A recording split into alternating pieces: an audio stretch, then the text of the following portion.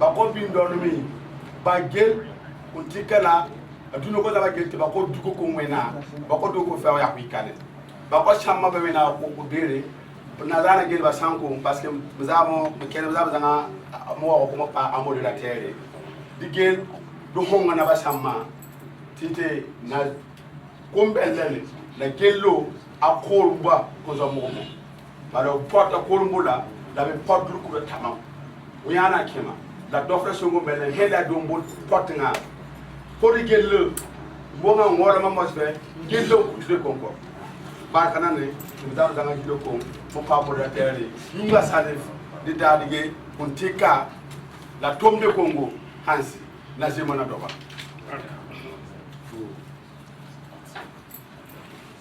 Alors,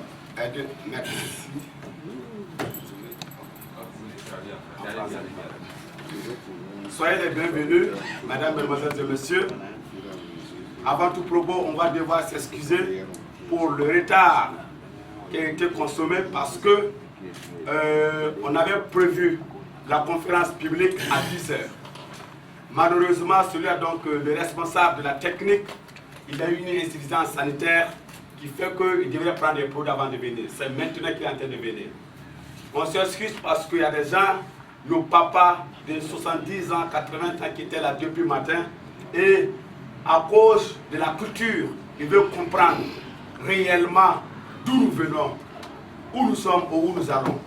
Et ça scie réellement avec le thème de la conférence qui est le Kurumba, histoire et patrimoine culturel. Et ça, c'est très important. Et là, autre sens, c'est, disons, le talent de nos conférenciers. Parce qu'il y a des gens, depuis leur naissance, ils se sont donnés à la culture. Ils ont fait de la sauvegarde culturelle leur combat.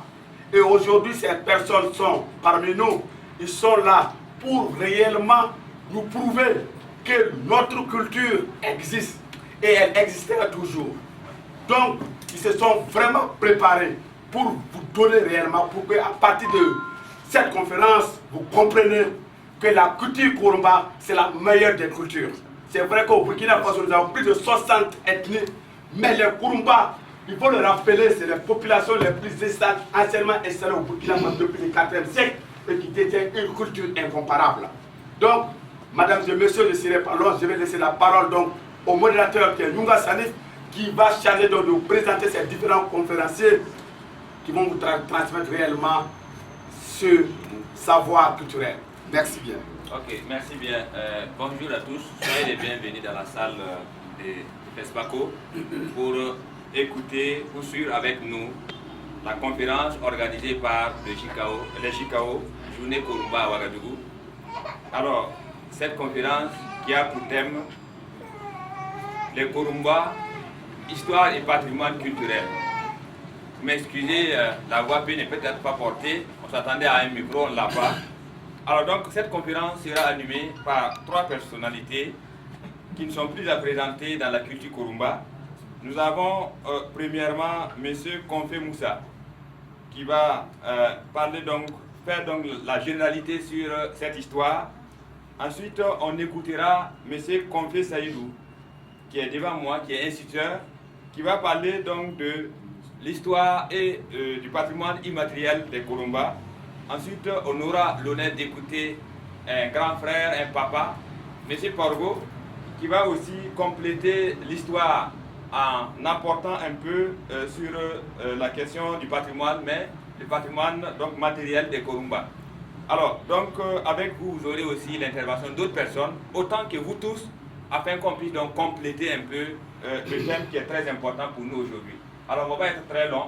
On va donner la parole à M. Konfé Moussa pour qu'il puisse nous introduire sur ce thème important qui est, je le rappelle, histoire et patrimoine culturel des Kurumba. Je vous remercie.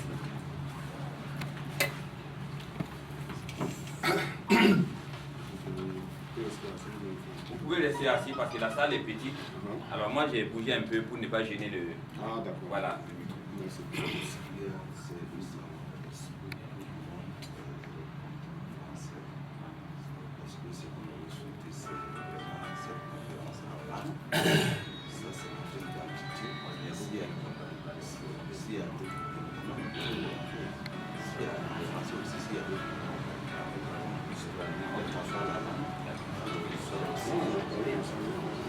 D'accord, donc ce qu'on va ajouter, alors c'est qu'ils feront la conférence en français, mais il y aura des interventions en coromphé pour que ceux qui ne comprennent pas ce qui est dit en français puissent donc avoir, j'allais dire, l'essentiel de ce qui a été dit dans la conférence. Je vous remercie.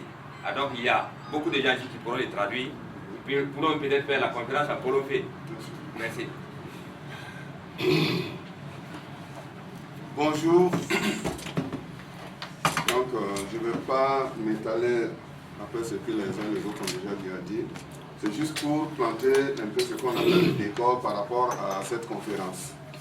Vous avez noté que nous sommes à la deuxième édition des Journées Koromba de Ouagadougou et nous souhaitons que vraiment ces journées puissent se pérenniser et qu'au fil des éditions, nous puissions davantage affirmer l'identité culturelle des Koromba. Donc, je m'avais simplement vous donner un peu le contexte général. Parce que lorsque j'ai été approché par les organisateurs et que nous avons échangé par rapport à la question des Koromba, il est revenu que justement il y a comme une certaine méconnaissance, surtout de la frange jeune Koromba, qui se pose toujours certaines questions. Qui sont les Koromba? D'où viennent-ils? Quels sont les noms des familles Koromba? Parce que malheureusement, il y a des gens qui sont Koromba, ils ne savent même pas. Donc nous souhaitons qu'à la faveur de cette conférence-là, on puisse vraiment apporter un éclairage. Parce que nous avons remarqué aussi que sur les réseaux sociaux, notamment sur Facebook et ailleurs, bon, il y a des gens qui aussi font des publications, mais qui peuvent aussi quelque part induire en erreur. Et ce qui est important pour nous, c'est vraiment rapporter ce qu'on appelle l'histoire consensuelle des Koromba. Parce que lorsqu'on parle de l'histoire, des fois ça dépend de qui l'écrit. Bon, notre histoire quelque part, si on veut faire juste une petite genèse à ce niveau, nous avons eu des auteurs qui ont écrit dans le temps. Mais est-ce que tout ce qu'ils ont écrit traduisait vraiment l'histoire des Koromba? Ce n'était pas évident. Hein, vous verrez qu'au cours de la conférence, il y aura peut-être des éclairages qui vont vraiment venir nous édifier par rapport peut-être à des certitudes qu'on avait, mais qui finalement n'étaient pas vraiment vérifiées. Donc, par rapport au choix du thème, on dit histoire et patrimoine culturel. Donc, quelque part, nous allons avoir les conférenciers qui vont s'appesantir, pour faire vraiment un condensé sur l'essentiel de l'histoire. Parce que si on va faire toute une conférence sur l'histoire des Koromba, je ne pense pas que le temps suffirait. Mais on va donner quand même les aspects essentiels. Quand on dit histoire des Koromba, d'abord, qui sont les Koromba? Il faut d'abord qu'on définisse. D'où viennent les Koromba? C'est-à-dire qu'on va parler du mouvement migratoire qui a amené en fait le peuplement Koromba. Où sont basés les Koromba? Il va falloir aussi donner des informations là-dessus pour dire que ne serait-ce qu'au Burkina Faso, quelles sont les régions, les provinces où on rencontre le plus de Koromba. Donc ça c'est un peu la première partie historique qu'ils vont développer. Ensuite nous aurons une partie concernant le patrimoine culturel. Comme nous parlons des journées Koromba et qu'on met l'accent sur la culture, parler du patrimoine culturel revient surtout à parler du patrimoine matériel et immatériel. Patrimoine matériel, c'est ce que nous avons comme valeur identifiable de visu, qu'on peut toujours présenter pour dire voici c'est ça nous les Koromba. Je peux donner quelques exemples, mais on va revenir là-dessus. Si nous parlons de Mamio, pour tous ceux qui savent, c'est qu'un Mamio, ça fait partie de notre patrimoine, c'est une grande richesse. Et d'ailleurs, il n'y a même pas longtemps, Mamio nous a valu un prix au trésor du Faso au Sahel, à la région de Sahel à Dori. Patrimoine immatériel aussi parce qu'au-delà de ce que nous avons de visu, nous avons autre chose que nous ne sommes peut-être pas conscients de son existence, mais qui permettent de justement affirmer notre identité. Et la première des choses, c'est d'abord la langue koromfé. Ça fait partie du patrimoine immatériel. Il y aura d'autres aspects qu'on va développer. Donc, je ne vais pas être plus long. La salle est petite. On s'en excuse, mais je pense qu'on va quand même, si on prête vraiment attention à tout ce qui sera dit, on pourra vraiment sortir édifié de cette conférence-là. Donc, modérateur, je vous laisse la parole et vous pouvez... D'accord, merci bien. Dans ce cas, nous allons remercier le grand frère Moussa Konfé et donner la parole donc à son frère Konfé Saïdou pour qu'il puisse donc continuer la conférence. Merci bien, cher. On entend donc que M. Konfé puisse continuer sur donc l'histoire, patrimoine immatériel.